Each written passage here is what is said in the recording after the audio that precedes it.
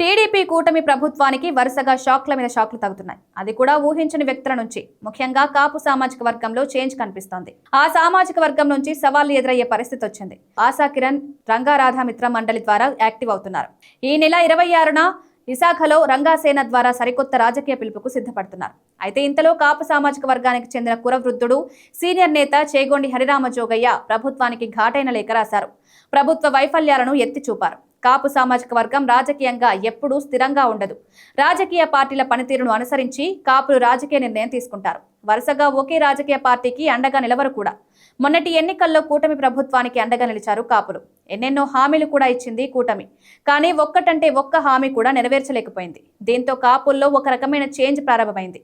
Senior నేత చేగొండి హరిరామ జోగయ్య తాజాగా కూటమి ప్రభుత్వానికి రాసిన లేఖ ప్రకంపనలు సృష్టిస్తోంది. ప్రభుత్వ వైఫల్యాలను బయటపెడుతోంది. అసలు మీరు చెప్పింది ఏంటి, చేస్తోంది ఏంటి అని హరిరామ జోగయ్య సీఎం చంద్రబాబుతో పాటు డిప్యూటీ సీఎం పవన్ కళ్యాణ్ ను నిలదీసినంత పనిచేశారు. అభివృద్ధితో పాటు సంక్షేమానికి ప్రాధాన్యమిస్తామని చెప్పిన మీరు వాటన్నింటినీ విస్మరించడానికి మండిపడ్డారు. గోదావరి జిల్లాల అభివృద్ధి ఏమైందని ప్రశ్నించారు.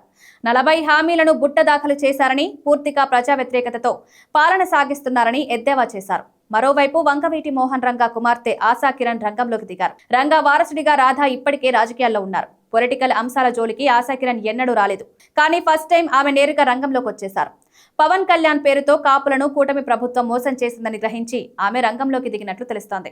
రంగా రాధా మిత్ర మండలిని క్రియాశీలకం చేసి రాజకీయంగా ఒక నిర్ణయానికి రావాలని ఆమె డిసైడ్ అయినట్లు సమాచారం. ఈ నెల 26న వంగవీటి మోహన్ రంగా వర్ధంతి సందర్భంగా విశాఖలో రంగాసేన పేరిట భారీ బహిరంగ సభ నిర్వహిస్తున్నారు. అందులో రాజకీయ ప్రకటనలు చేసే అవకాశం ఉంది. ఇప్పటికే కాపు రిజర్వేషన్ ఉద్యమ నాయకుడు ముద్రగడ పద్మనాభం వైసీపీలోనే ఉన్నారు. వచ్చే ఎన్నికల్లో జగన్ ని గెలిపించి ముఖ్యమంత్రిని చేస్తానని కూడా ఆయన శపథం చేశారు.